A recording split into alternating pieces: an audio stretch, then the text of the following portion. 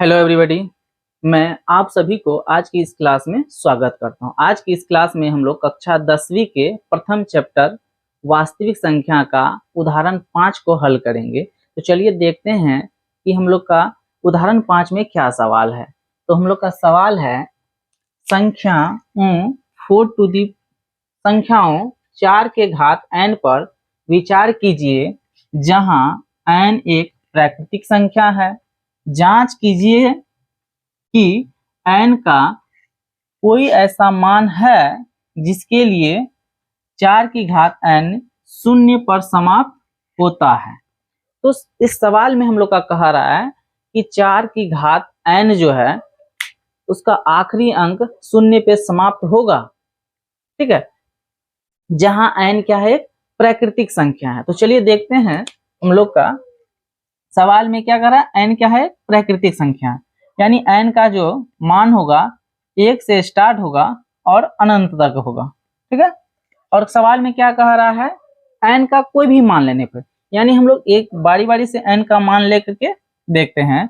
जब 4 में की घात n में हम लोग n का मान 1 लेते हैं तो 4 का मान क्या आता है, 4। जब इस पे 2 लेते हैं क्या आता है, 16। जब n का मान हम लोग 3 लेते हैं 64। इस तरह से हम लोग देखते हैं कि n का मान जब हम लोग 1 ले रहे हैं तो 4 आ रहा है, 4 पे समाप्त हो रहा है, इसका आखिरी अंक क्या होता है, 4। जब n का मान हम लोग 2 लेते हैं तो यह 6 पे समाप्त होता है। जब 4 के मान हम लोग 3 लेते हैं तो यह 4 पे समाप्त होता है। इस तरह से हम लोग बारी बारी से सभी का मान निकाल करके देखना क्या हो सकता है, कठिन होगा, नहीं देख सकते हैं, क्योंकि हम लोग का n जो है अनंत तक है। तो अनंत तक तो हम लोग देख नहीं सकते हैं, इसलिए हम लोग पहले गौर करते हैं कौन सा संख्या शून्य पे समाप्त होती है। कुछ उदाहरण के साथ उसको समझते हैं। तो हम लोग देख रहे हैं शून्य क्या होता है, शून्य पे समाप्त होता है।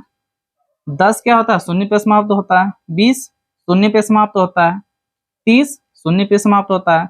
40 शून्य पे समाप्त होता है।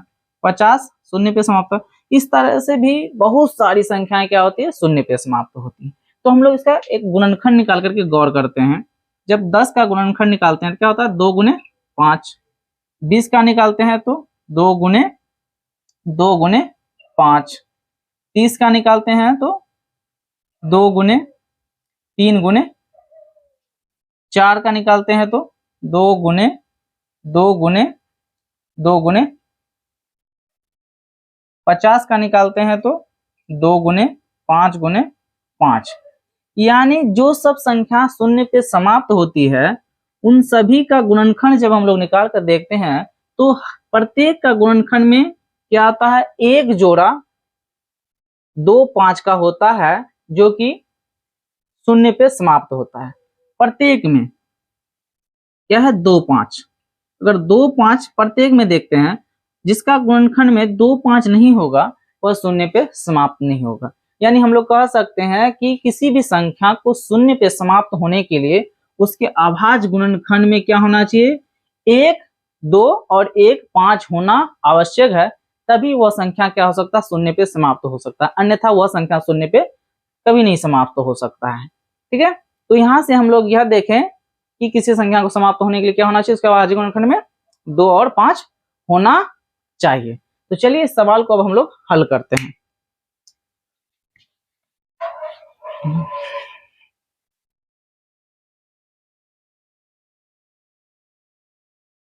हम लोग का सवाल है 4 की घात n, यानी हम लोग लिख सकते हैं 4 को गुणनखंड जब करेंगे तो क्या होगा, 2 गुने 2 घात n, और हम लोग इसका क्या करेंगे, घात को अलग कर लेंगे, यानी 2 का घात n गुने 2 की घात n। ठीक है, अब हम लोग यहाँ पिछले कुछ उदाहरणों से समझे थे कि किसी संख्या को शून्य पे समाप्त होने के लिए उसके अभाज्य गुणनखंड में क्या होना चाहिए, 2 और 5। तो वही हम लोग लिखते हैं, किसी भी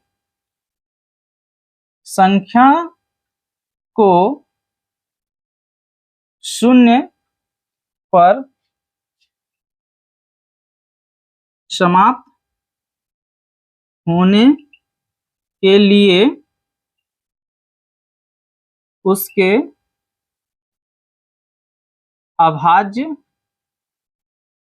गुणनखंड में 2 और 5 का होना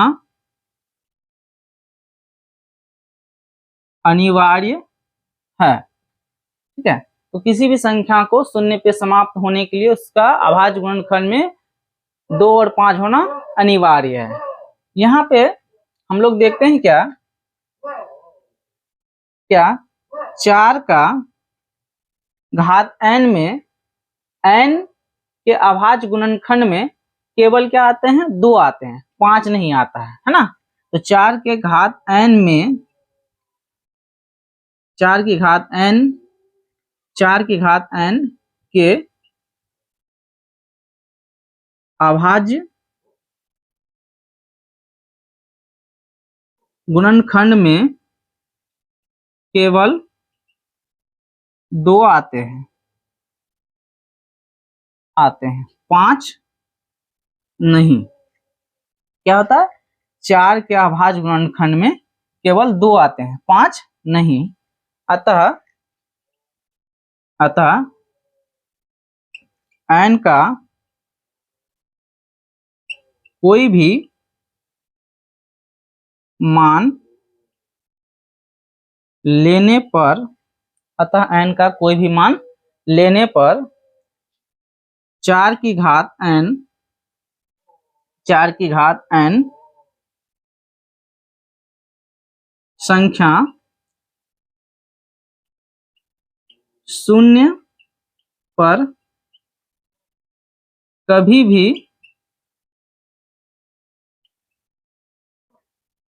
समाप्त नहीं होगी। यही हम लोग को साबित करना था। ठीक है, तो इस सवाल में यही कह रहा था कि 4 की घात n में n का कोई भी मान लेने पर यह शून्य पे समाप्त होती है। तो हम लोगों ने देखा कि 4 की घात n में कोई भी अभाज्य गुणनखंड में केवल 2 ही आता है, 5 नहीं आता है। तो इस तरह से हम लोग कह सकते हैं कि यह संख्या कभी भी शून्य पे समाप्त नहीं होगा, और इस तरह से हम लोग इस क्या कर दिए, सवाल को सिद्ध कर दिए। ठीक है, तो चलिए अगला उदाहरण देखते हैं। हम लोग अब अगला उदाहरण 6। तो अगला उदाहरण 6 में हम लोग का सवाल है संख्याओं 6 और 20 के अभाज्य गुणनखंड विधि से HCF और LCM ज्ञात कीजिए। तो हम लोग का सवाल में क्या कह रहा है, अभाज्य गुणनखंड विधि से हम लोग को HCF और LCM निकालना है। HCF यानी मौसौ, LCM यानी लौसौ ज्ञात करना है। तो चलिए सबसे पहले हम लोग क्या करते हैं, 6 का अभाज्य गुणनखंड निकालते हैं। कितना से भाग जाएगा, 2 से 3 बार में, यानी 6 का अभाज्य गुणनखंड हम लोग का हो जाएगा 2 गुने 3। ठीक है, अब 20 का निकालते हैं। 20 का 2 से जाएगा 10 बार में, और फिर 2 से जाएगा भाग 5 बार में, यानी 20 का अभाज्य गुणनखंड हम लोग का क्या होता है 2 गुने 5। ठीक है, अब हम लोग को क्या निकालना है, HCF और LCM। हम लोग अभी तक क्या निकाल चुके हैं, सिर्फ इसका 6 और 20 का क्या निकाले हैं, अभाज्य गुणनखंड। तो HCF के लिए हम लोग क्या करना है कि 6 और 20 का अभाज्य गुणनखंड में देखना है दोनों में क्या मिल रहा है। तो हम लोग देख रहे हैं कि दोनों में सिर्फ हम लोग का क्या मिल रहा है, 2 मिल रहा है। 2 के अतिरिक्त और कोई भी दोनों में मिल नहीं रहा है, सेम नहीं मिल रहा है, मैच नहीं कर रहा है। तो यानी हम लोग का इस सवाल में जो मौसौ होगा, यानी HCF जो होगा 6 और 20 का केवल और केवल क्या होगा, 2 हो जाएगा। अब हम लोग क्या निकालेंगे, LCM। ठीक है, तो LCM में हम लोग क्या देखेंगे कि सबसे पहले दोनों में क्या मिल रहा है। तो दोनों में क्या मिला था हम लोग का, 2। ठीक है, तो पहले उसको 2 को लिख लेते हैं। ठीक है, दोनों में क्या मिला है, 2, तो 2 को लिख लीजिए। ठीक है, उसके बाद क्या देखेंगे कि अब जो नहीं मिला है उसको बारी बारी से लिख लेंगे। तो 6 में क्या नहीं मिला, दोनों में 6 और 20 में दोनों में क्या नहीं मिला है, 3, तो उस 3 को लिख लीजिए। उसके बाद क्या नहीं मिला है, नीचे वाला में 2, और क्या नहीं मिला है 5। अब क्या करना है, इसका गुना कर लेना है। ठीक है, तो गुना करते हैं तो हम लोग का क्या होता है 5 गुने 2 10, 10 गुने 3 कितना हो जाएगा 30, 30 गुने 2 कितना हो गया 60। तो यानी हम लोग का एलसीएम कितना हो गया 60 और एचसीएफ क्या हो गया 2। इस तरह से हम लोग क्या किए 6 और 20 का अभाज्य गुणनखंड विधि के द्वारा हम लोग एचसीएफ और एलसीएम निकालें। तो एलसीएम में सिंपल था कि जो दोनों में मिले उसको लिखिए पहले, उसके बाद जो नहीं मिल रहा है उसको बारी बारी से लिख दीजिए। ठीक है, और लिखने के बाद सबको क्या कर लेना है गुणे कर लेना है। गुना करने पर जो मान आता है हम लोग का वही मान क्या कहलाता है एलसीएम। और एचसीएफ में क्या देखें कि जो दोनों में सेम मिल रहा है, ठीक है, जो दोनों में सेम मिल रहा है उसी को हम लोग को क्या करना है लिख लेना है, वही क्या हो जाएगा एचसीएफ हो जाएगा। तो हम लोग क्या करना है सबसे स्टेप बाय स्टेप काम करना है। पहला स्टेप में क्या करना है जो संख्या दिया रहे उसका गुणनखंड निकालना है और उन गुणनखंडों को लिख देना है। ठीक है, उसके बाद क्या करना है कि देखना है कि एचसीएफ निकालने के लिए कि देखना है कि दोनों में क्या मिल रहा है, दोनों में जो मिलेगा उसको लिख लेंगे। ठीक है, उसको लिखने के बाद वही हम लोग का क्या हो जाएगा दोनों में सेम मिलेगा एचसीएफ हो जाएगा। अब जो दोनों में सेम मिला उसको लिखिए एलसीएम के लिए, और जो नहीं मिल रहा है उसको भी लिख दीजिए और सबको मल्टीप्लाई कर दीजिए। तो उसके बाद जो रिजल्ट आएगा वही हम लोग का क्या हो जाएगा एलसीएम हो जाएगा। ठीक है, तो चलिए अब अगला सवाल देखते हैं हम लोग उदाहरण 7। तो चलिए देखते हैं उदाहरण 7। उदाहरण 7 में हम लोग का कह रहा है अभाज्य गुणनखंड विधि द्वारा 96 और 404 का एचसीएफ ज्ञात कीजिए और फिर इनका एलसीएम ज्ञात कीजिए। यानी हम लोग को कह रहा अभाज्य गुणनखंड विधि के द्वारा 96 और 404 का एचसीएफ और एलसीएम ज्ञात करने के लिए कह रहा है। तो सबसे पहले क्या करेंगे हम लोग 96 और 404 का अभाज्य गुणनखंड निकालते हैं। तो सबसे पहले देखते हैं 96 का हम लोग अभाज्य गुणनखंड निकालते हैं। 96 में 2 से भाग देंगे, कई बार में जाएगा 48 बार में, फिर 48 में 2 से भाग देंगे 24 बार में, फिर 24 में 2 से भाग देंगे 12 बार में, फिर 12 में 2 से देंगे 6 बार में, फिर 6 में 2 से भाग देंगे 3 बार में। इस तरह हम लोग देखते हैं कि 96 का जो अभाज्य गुणनखंड निकला है क्या है 2 गुने 2 गुने 2 गुने 2 गुने 2। ठीक है, और फिर क्या है 3। तो यह 96 का अभाज्य गुणनखंड हम लोग निकाल लिए हैं। अब क्या करेंगे 404 का भी अभाज्य गुणनखंड निकालते हैं। ठीक है, तो 404 में हम लोग 2 से भाग देंगे। ठीक है, कई बार में जाएगा 202 बार में जाएगा, फिर 202 में हम लोग 2 से भाग देंगे 101 बार में जाएगा। अब क्या होगा यह किसी से भाग नहीं जाएगा।